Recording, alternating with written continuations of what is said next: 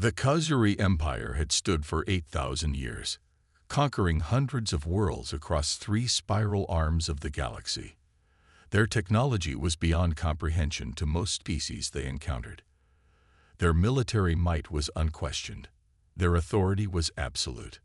Until Earth. High Admiral Zorath stared at the holographic display, showing a small blue-green planet orbiting an unremarkable yellow star. The long-range scans had identified it as potentially habitable, with signs of a developing civilization. Nothing special. Nothing threatening. Class 3 primitive world, muttered Science Officer Kellner, scrolling through data beside him. Pre-FTL travel. Internal combustion engines. Primitive nuclear technology. Early-stage digital information systems. Zorath nodded. He had seen dozens of worlds like this one. They always fell quickly, with minimal casualties to Imperial forces. The natives would resist briefly, then surrender when they understood the futility of fighting. The Emperor has marked this world for immediate conquest, Zorath said. Standard protocol. Send a scout team to assess defense capabilities and identify strategic targets. Commander Varric stepped forward and bowed. I will assemble our best scouts immediately, High Admiral. 3 days later, 5 of the Empire's elite reconnaissance specialists boarded a stealth vessel bound for Earth. Their mission was simple: land undetected, gather intelligence on military capabilities, communication networks, and governmental structures, then return within 14 days. The scouts were veterans of dozens of similar missions. Traz, the team leader, had personally facilitated the conquest of 7 worlds. Mira specialized in communications and electronic warfare. Dren was their weapons expert. Cole handled biological assessment. Vex was their infiltration specialist, capable of blending into alien populations when necessary. Remember, Varric told them before departure, this is routine. These primitives have no concept of interstellar travel. You will be like gods to them. The scouts laughed. This was too easy. Their ship entered Earth's atmosphere at night, optical camouflage rendering it invisible to the primitive radar systems. They chose a landing site in a remote forested area of the northern hemisphere, near a small settlement the natives called Pine Creek, Montana. Transmitting arrival confirmation, Mira reported as their ship settled on the forest floor. All systems nominal. No detection by native technology. Traz activated his neural implant, connecting to the ship's sensors. Atmosphere is breathable, but contains higher oxygen levels than our homeworld. Adjust your metabolic regulators accordingly. The scouts synchronized their communication implants and prepared their equipment. Each carried advanced sensors, defensive weapons, sample collection tools, and emergency teleportation devices keyed to their ship. Standard perimeter formation. Traz ordered. Vex, remain with the ship. The rest of you, fan out in cardinal directions for initial reconnaissance. Maximum range 5 kilometers. Return by dawn. The scouts moved silently into the forest, their exoskeletons enhancing their strength and speed. Their optical implants adjusted perfectly to the darkness, revealing a world teeming with unusual life forms. In the command center of the Imperial flagship, Varric watched the live feed from the scouts' neural implants.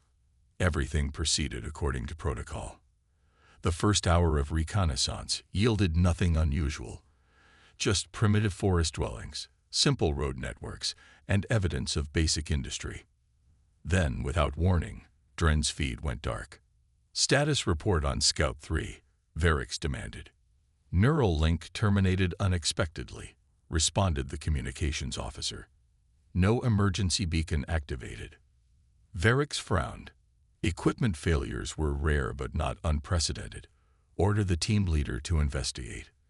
Before the message could be sent, Cole's feed disappeared. Then Mira's. What's happening? Varric snapped. Unknown, Commander. All remaining feeds are showing elevated stress indicators. On the main display, they watched Traz's point of view as he ran back toward the ship. His breathing was labored, his movements frantic. Something's hunting us, came Traz's voice. unusually tense. Cannot identify. His feed cut to static. For several minutes, Vex's feed from the ship continued to transmit. They watched as he sealed the entry points and activated defensive protocols. Then his vitals spiked sharply before his feed, too, went dark. Complete silence filled the command center. Send retrieval coordinates to the emergency teleportation system, Varix ordered. No response, Commander. The ship itself appears to be offline. John Miller checked his rifle again as he walked along the fence line of his Montana ranch. 20 years in military intelligence had left him with habits he couldn't break. Always be prepared. Always stay alert. The morning was quiet except for the songs of birds and the occasional lowing of cattle in the distance. He paused when he noticed the broken fence wire. Something had pushed through here. Something big enough to snap quarter-inch steel wire. Not his cattle. They were all accounted for. Not a bear. The break was too clean. No fur caught on the jagged ends. What the hell? He muttered, kneeling to examine strange tracks in the mud. They weren't from any animal he recognized. Three-toed, with a strange sliding pattern, as if whatever made them had an unusual gait. The tracks led toward Blackwood Forest. John stood, his instincts humming with warning. In his years with the military, he'd seen many strange things, but nothing like this. 10 miles away, Sheriff Susan Wright was dealing with the third report of missing livestock that week. Pete Gordon's prize bull had vanished without a trace from a locked barn. No signs of forced entry. Susan asked, writing in her notepad. None, Pete said, scratching his gray beard. Door was still locked this morning, but bull's gone, and there's this weird metallic smell in the barn. Susan sniffed the air. He was right. A strange, almost electrical scent hung in the barn, like ozone after a lightning strike, but different somehow. That's not all, Pete added, leading her to the back wall. Found these. Scorch marks formed a perfect circle on the wooden wall, about 7 feet in diameter. The wood wasn't burned through, just darkened in an unnaturally precise pattern. Susan took photos with her phone. Fourth strange incident this month. First, the lights in the sky 2 weeks ago. Then Mrs. Henderson's story about seeing something moving in her field at night. Now the missing animals and these marks. I'll look into it, Pete, she said, though she had no idea where to start. That evening, John followed the strange tracks into Blackwood Forest. They continued for nearly a mile before stopping at a clearing that showed signs of disturbance. The grass was flattened in a perfect circle, about 30 feet across. At the center, the ground appeared scorched. John knelt to examine the burnt earth when a voice behind him caused him to spin around, his rifle raised. You see the tracks too. Sheriff Susan Wright stood at the edge of the clearing, her hand resting casually near her sidearm. John lowered his weapon. Sheriff, didn't hear you approach. Military? She asked, nodding at his stance. Former. Intelligence Division. Susan nodded.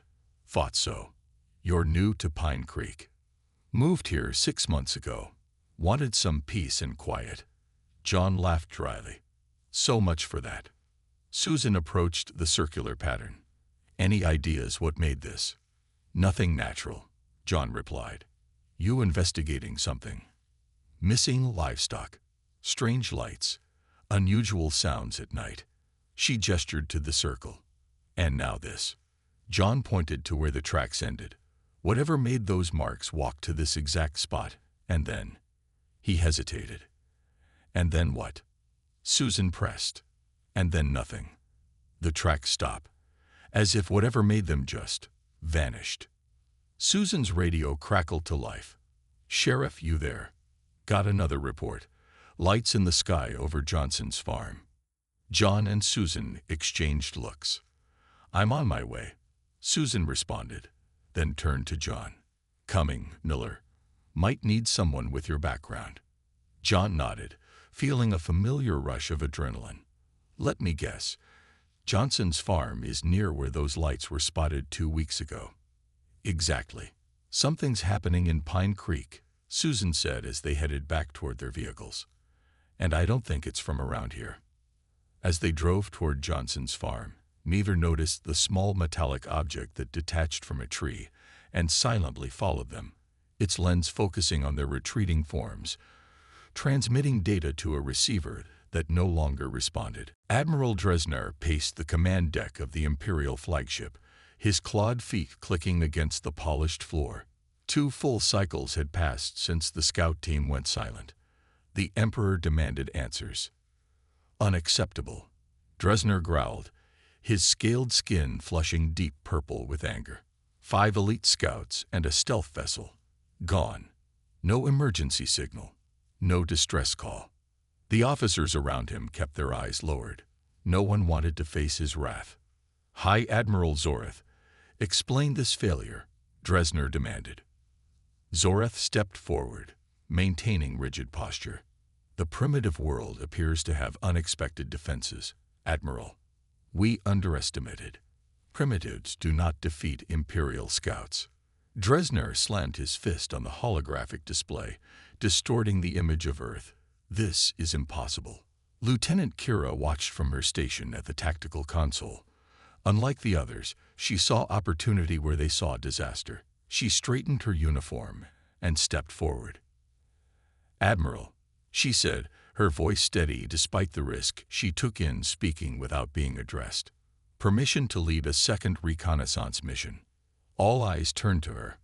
Kira was young for her rank, ambitious and brilliant. Her tactical innovations had earned her quick promotions, but many older officers resented her rapid rise. Dresner narrowed his eyes. "You volunteered to go where an elite team failed." "Yes, Admiral," Kira said. "I believe their failure provides valuable intelligence. We now know to approach with greater caution. I request a team of 12 specialists and enhanced equipment." Zorath looked ready to object, but Dresner raised a hand to silence him. "Explain your strategy, Lieutenant." Kira activated the tactical display. "The first team landed in a temperate forest region. I propose landing in an arid zone here." She pointed to a desert area. "Less population density, better visibility. We'll deploy sensor drones before landing to create a secure perimeter." Dresner considered her words. "And what of the Emperor's timeline?" "He expects conquest preparations to begin immediately." "With respect, Admiral, we cannot conquer what we do not understand. Give me 4 cycles. I will discover what happened to the first team and assess the true threat level of this world." After a moment of tense silence, Dresner nodded. "Prepare your team. You depart in 6 hours." 2 days later, Lieutenant Kira's ship entered Earth's atmosphere under complete stealth. They chose the Arizona desert for their landing site, far from the Montana location, where the first team disappeared. "Atmospheric entry complete," reported Navigator Jex. "No sign of detection." Kira nodded, watching the barren landscape through the view screen. "Deploy sensor drones. Full perimeter." Small metallic spheres launched from the ship, spreading out in a 5-kilometer radius. Their sensors scanned for any technological signatures, life forms, or unusual energy readings. "Drones deployed and functioning," confirmed Security Chief Malk. "No immediate threats detected." Kira frowned. Something felt wrong. The sensor readings were too clean, too normal. "Run diagnostics on the sensor array." "Systems functioning at optimal levels," the ship's computer reported. Still unsatisfied, Kira ordered, "Scan for unusual atmospheric composition, radiation levels, anything that might interfere with our technology." Science Officer Vela looked up from her console with concern. "Lieutenant, I'm detecting unusual electromagnetic fluctuations. They don't match any known pattern in our database." Kira moved to examine the readings. "Origin." "That's the strange part," Vela said. "They appear to be coming from the planet itself." As if on cue, the lights in the ship flickered momentarily. "Power fluctuation," reported Engineer Grell. "Minor, but unexplained." Kira felt the first stirrings of unease. Status of the sensor drones: 11 functioning normally. One has gone offline. Cause: unknown. Last transmission showed no threats or malfunctions. Kira stared at the view screen showing the desert landscape. Nothing moved. Nothing threatened them. Yet something had disabled their drone. "Full battle stations," she ordered. "No one leaves the ship until we understand what we're facing." As darkness fell, Kira watched the stars appear over the desert. One of those stars, she knew, was actually their flagship waiting in orbit. Yet despite all their advanced technology, she couldn't shake the feeling that they were being watched by unseen eyes. "Lieutenant," called Vela softly, "look at these readings. The electromagnetic disturbances. They're increasing. And they seem to be moving toward us." John Miller's kitchen table had never held such an unusual gathering. Sheriff Susan Wright stood by the window, watching the dirt road that led to his isolated ranch. William Carter, a NASA scientist with disheveled gray hair, hunched over a laptop displaying strange waveform patterns. Lisa Morgan, a tech entrepreneur whose small company had been developing quantum sensors, examined a metal object no bigger than a thimble. "Found this near Johnson's farm," Lisa explained, turning the object with tweezers. "It's unlike any alloy I've ever seen. Room temperature, but it absorbs heat without warming up." Gregory Martinez, a former Special Forces operator with a thick beard and watchful eyes, nodded. "Like the fragment I found in Colorado last week. Material science can't explain it." "Because it's not from Earth," William said, not looking up from his computer. "These energy signatures match nothing in our scientific literature." Susan turned from the window. "In the past 3 weeks, I've had reports of missing livestock from 6 different farms. Strange lights in the sky. Unusual sounds at night. People are starting to talk." "Same in other places," Gregory said. "I've connected with ex-military in 12 states reporting similar incidents. Something coordinated is happening." John spread a map across the table. Red pins marked locations of strange sightings and events across the country. "If we're right, if these are scout parties for something bigger, we need proof," Susan said. "Hard evidence to take to the authorities." Lisa held up her phone, showing an app with a pulsing dot. "My sensor network picked up something new. Unusual energy signature near an abandoned warehouse outside Phoenix. Appeared 2 days ago." "Similar to the Montana readings?" John asked. "Stronger," Lisa replied. "Whatever this is, it's bigger than what you found in Blackwood Forest." Gregory checked his weapon. Time to stop reacting and start acting. "I say we check it out." 24 hours later, they crouched behind stacked shipping containers, watching the abandoned warehouse. Lisa's sensor app pulsed steadily on her phone. William's equipment detected strange electromagnetic patterns. "Movement," Gregory whispered, pointing to a side entrance. A figure emerged, humanoid but wrong somehow. Its proportions were slightly off, its movements too fluid. It wore what looked like body armor, with a helmet that concealed its features. "That's not human," Susan breathed. "Definitely not," William agreed, adjusting his scanning device. "The energy signature is emanating directly from it." John signaled to Gregory, and they split up, circling to flank the warehouse. Susan positioned herself to maintain visual contact, while Lisa and William monitored their sensors. The figure paused, seeming to sense something. It raised what appeared to be a weapon. Now John's voice came through their earpieces. Gregory triggered the electromagnetic pulse device Lisa had designed. A wave of invisible energy washed over the area. The figure staggered, its weapon falling from its grasp. John and Gregory rushed forward. The figure attempted to flee but moved erratically, as if its coordination was compromised. Gregory tackled it from behind. The struggle was brief but intense. The creature possessed incredible strength, nearly throwing off both men despite the effects of the EMP. Susan joined them, and together they subdued it. "The helmet," John gasped, pinning an arm that felt wrong under his grip, jointed differently than human limbs. Susan carefully removed the helmet, revealing what lay beneath. They all froze. The face was almost human, but with subtle differences. The eyes too large and amber-colored, the skin a pale bluish hue, no external ears, small ridges where eyebrows should be. The creature stared at them, its expression unreadable. "First contact," William whispered, approaching slowly.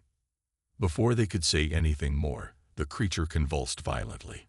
Its body shimmered with energy, then collapsed in on itself, leaving nothing but a scorch mark on the concrete floor. "Self-destruct mechanism," Lisa said, checking her sensors.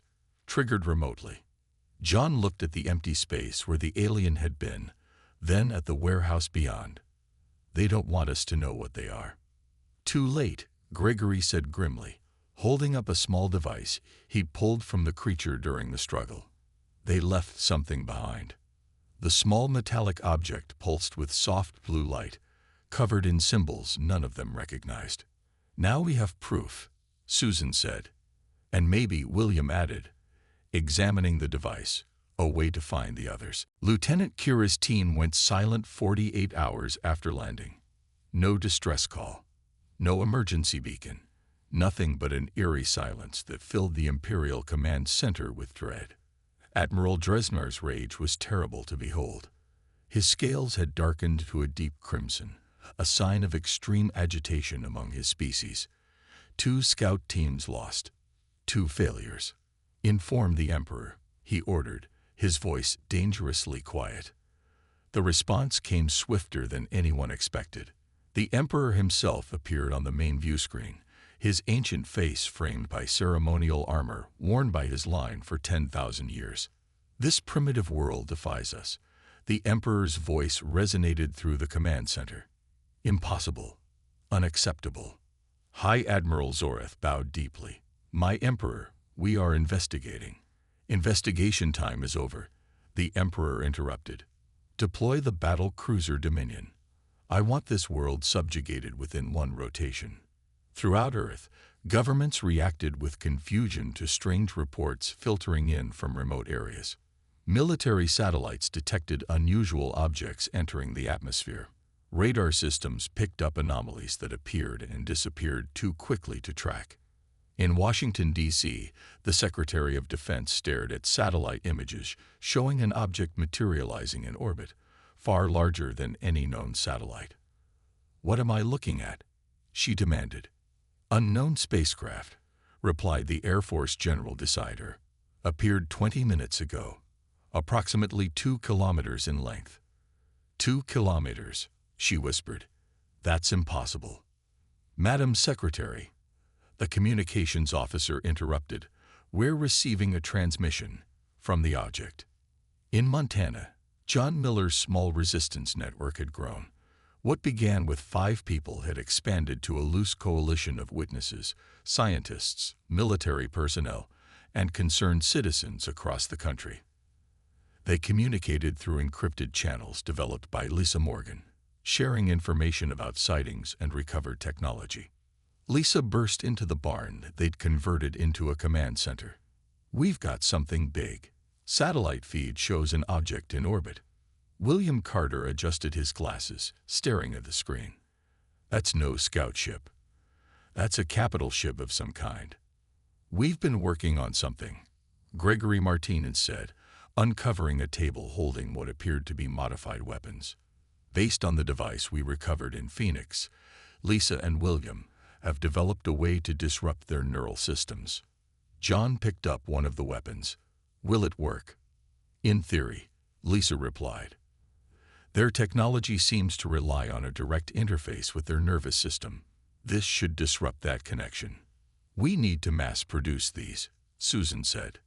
"Too late for that," William interrupted, pointing at his computer. "They're broadcasting on all frequencies. Every TV, radio, computer. They're sending a message." The screens around them flickered, revealing the image of a humanoid figure with bluish skin and amber eyes. Its voice was oddly accented but understandable. "People of Earth, your planet has been claimed by the Kazuri Empire. Your resistance against our scout teams has been noted. It will not save you. Surrender your world leaders within 6 hours, or we will demonstrate our power." Silence filled the barn as the message repeated. "It's global," Lisa confirmed, checking her phone. Every device receiving the same message. John turned to William. "That device we recovered. You said it was a neural interface. Could we use it to send a message back?" William nodded slowly. "Possibly. But what would we say?" "Nothing." Gregory interjected. "We don't communicate. We act." "The world leaders will try diplomacy," Susan said. "They'll try to negotiate. While they talk, we fight," John replied. "How many of these weapons can we assemble in 6 hours?" "Maybe 50, Lisa estimated." "Get started," John ordered, "and send everything we know to every military contact we have. The world just found out we're not alone, and first contact is an invasion." As they mobilized, reports came in of similar craft appearing over major cities worldwide. The Kezuri weren't just making threats, they were positioning for a global strike. In orbit, Admiral Dresnar watched the planet's primitive communications channels explode with activity. Panic was spreading. Fear was taking hold, just as it should be. "Prepare the demonstration target," he ordered. "Let them understand the price of defiance." John Miller stared at the alien device they had recovered, watching as William Carter carefully connected it to their makeshift equipment.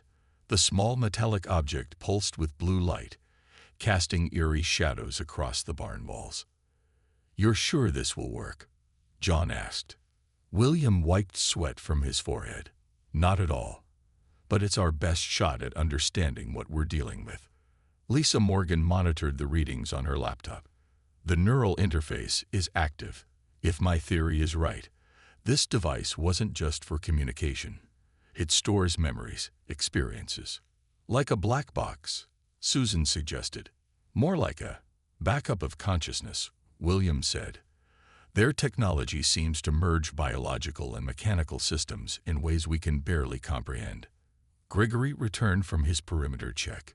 "Militaries mobilizing worldwide, but they're flying blind. No one knows how to fight an enemy like this." The device suddenly flared brighter. Images began projecting onto the wall. Strange symbols, star maps, and finally, scenes from what appeared to be inside one of the alien ships. "It's working," Lisa whispered. "We're accessing stored data." The images stabilized, showing a gathering of the blue-skinned aliens. Their language played through the speakers, unintelligible at first, then gradually shifting into recognizable English as Lisa's translation algorithm processed it. "The human world presents unusual challenges," one alien was saying. "Our neural implants experience interference from their planet's electromagnetic field. The longer our scouts remain, the more severe the effects," another added. "The field somehow interacts with our neural pathways." John leaned forward. "That explains why they never stay long." "Wait," Susan said. "Look." The projection showed medical data, brain scans of the aliens before and after exposure to Earth's environment. The difference was striking. "Their brain chemistry is changing," William observed. "Earth is doing something to them." The images shifted again, showing what appeared to be a detention center. Aliens in medical uniforms examined several of their own kind, who were strapped to examination tables, thrashing and calling out. "Emotional contamination continues to spread," a medical officer reported. "The scouts from Earth mission show increasing empathy, reduced loyalty conditioning, and independent thought patterns." "They're afraid," Lisa realized. "Earth is changing them somehow." Gregory pointed to one particular alien being examined. "That one has different markings. It's from the first scout team." "Impossible," William said. "They all disappeared." "Maybe not all of them," John replied. "Maybe some were affected differently." The projection suddenly cut to a new scene, a quiet street in what looked like a small town. The perspective moved along the sidewalk, entering a small bookstore. Behind the counter stood a man arranging books. Except something about his movements wasn't quite human. "That's," Susan's voice faltered. "That's Daniel Wilson. He owns the bookstore in Pine Creek." Zoom in, John ordered. Lisa enhanced the image. Daniel Wilson's eyes, normally hidden behind glasses, flashed amber for just a moment when he turned away from customers. "He's one of them," Gregory said, "hiding among us." "Not just hiding," William countered, pointing to more data streaming alongside the image. "According to this, his neural implant is degrading. Earth's field is changing him, making him more human." The bookstore scene suddenly disappeared, replaced by an alert message in alien script. The device began to heat up. "They know we've accessed it," Lisa said, typing frantically. "They're trying to shut it down remotely." "Save what you can," John ordered. Lisa managed to download some files before the device went dark. The room fell silent. "Daniel Wilson," Susan finally said. "He moved to Pine Creek 8 months ago. Quiet, keeps to himself. Everyone likes him." "He's the key," John realized.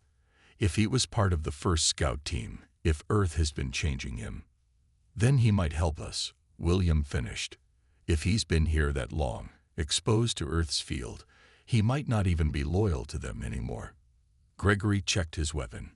Or he could be a sleeper agent waiting to strike. "Only one way to find out," John said, standing up. "We need to pay Mr. Wilson a visit before those ships start their attack." As they prepared to leave, William studied the downloaded files on his laptop. "There's something else here. Something about Earth being special. They've been here before, long ago." "What do you mean?" Susan asked. "According to this data," William said slowly, "the Khazuri visited Earth thousands of years ago. And something went wrong then, too." The small bookstore in Pine Creek was closed when John Miller's truck pulled up, but a light glowed behind the drawn blinds. Susan readied her weapon while Gregory positioned himself at the rear exit. William and Lisa stayed in the vehicle, monitoring communications. "Remember," John said quietly, "if he's been affected by Earth as the data suggests, he might be an ally." Susan nodded. "And if not?" John patted the modified weapon at his hip. "Then we use Lisa's disruption device." They approached the door. John knocked firmly. After a long moment, Daniel Wilson opened it. He looked human in every way.